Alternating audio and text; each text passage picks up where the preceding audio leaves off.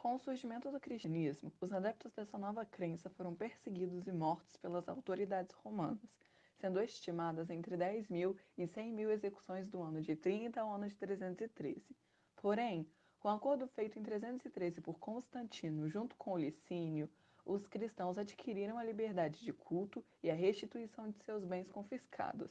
Essa atitude tomada por Constantino pode ser explicada pelo fato dele ter sido um possível adepto ao cristianismo e sua família ser cristã. Entretanto, entre os anos de 360 e 363, com o reinado de Juliano, que foi sobrinho de Constantino, deu-se início a uma série de reformas que beneficiavam os antigos cultos romanos. Esse período ficou conhecido como período da restauração pagã.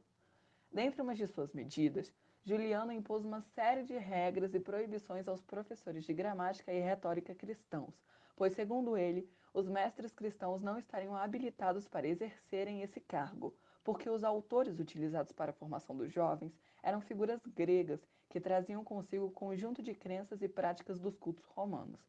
Após essa medida, Juliano sofreu duras críticas de ambos os lados, tanto dos cristãos quanto dos pagãos, e dentre os principais críticos estava Gregório Nazianzeno, que ficou conhecido pelas invectivas que escreveu contra o imperador, censurando Juliano pelas suas crenças pagãs e pela barreira criada contra os mestres cristãos.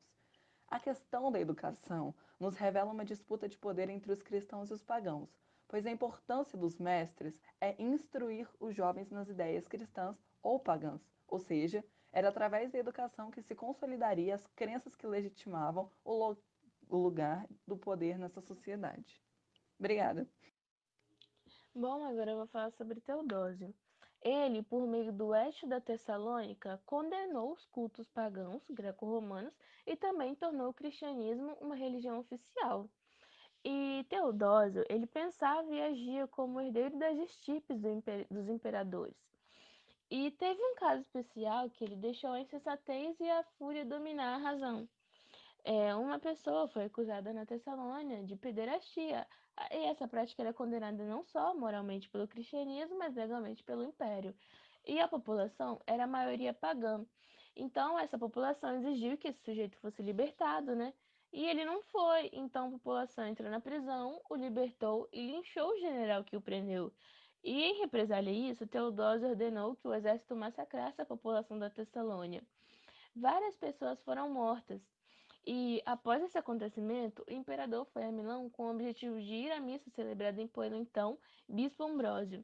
E Ambrósio, por causa dos princípios da religião, né, não quis que o imperador entrasse na igreja de Milão, até que ele se arrependesse publicamente pelo massacre feito na Tessalônia. E após alguns meses, o imperador, ameaçado de excomunhão por Santo Ambrósio, se humilhou, pediu um perdão pelo massacre e outros pecados cometidos. E então o bispo Ambrósio absolveu Teodósio. E esse acontecimento é importante porque acentua algo característico do catolicismo, a primazia do poder espiritual sobre o poder temporal, ao contrário do que ocorreu no cristianismo ortodoxo do Oriente com o fenômeno do cesaropapismo. Bom, vamos falar sobre o paganismo no Império Romano. Esse termo paganismo, ele vem do latim paganos, que significa aquele que vive no campo. E logo após esse processo de cristianização do Império Romano, a igreja designava pagãos aqueles que não haviam ainda sido batizados. E esses pagãos, eles não eram um povo à parte no Império Romano.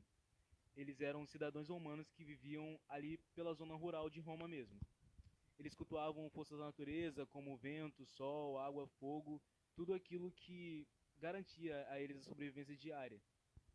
E dentre as características dessa religião, né, do paganismo, estão separadas quatro. A natureza é parte da essência divina, tudo que existe na Terra é uma partícula do divino, o ciclo da natureza são respeitados e celebrados com festas, é uma das principais características do paganismo, e alguns praticam animismo, ou seja, as forças da natureza são personificadas e adoradas como os deuses. Essas são uma das principais características do paganismo.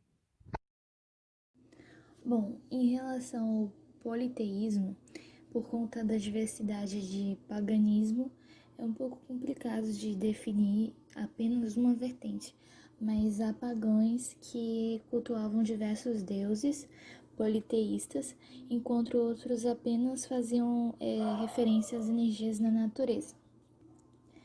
Na Idade Média, houve a evolução do paganismo para a religião cristã, que aí se tornou oficial no Império, quando o catolicismo passou a tratar como pagãos romanos que continuavam fiéis às suas antigas religiões politeístas e não se convertiam ao cristianismo.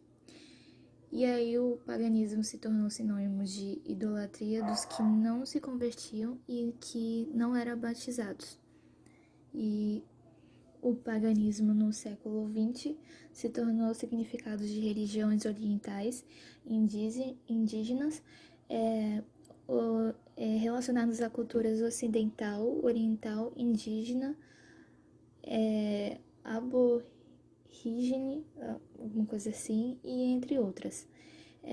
Tinha religiões étnicas não abraâmicas ou religiões que não estavam organizadas como civis. Aí estavam apenas expressando correntes rurais e locais.